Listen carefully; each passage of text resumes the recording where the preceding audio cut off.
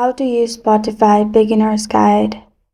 Hi everyone, it's Sophia to assist you today without any delay. Let's jump right in. First, open Spotify.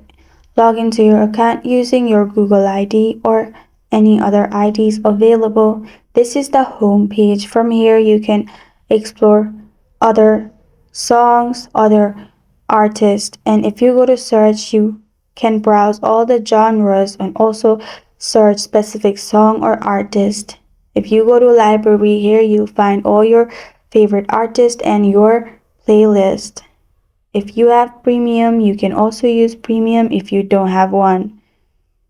Simply, if you click on your profile on top left, you will find this kind of screen pop up. From here, you can see what's new, your recent, and go to settings and privacy.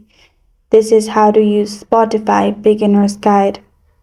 Thank you for joining me today. If this video helps you out, please leave a like and subscribe for more. Got a question or want to suggest a topic? Comment below. I'm Sophia signing off. Until next time.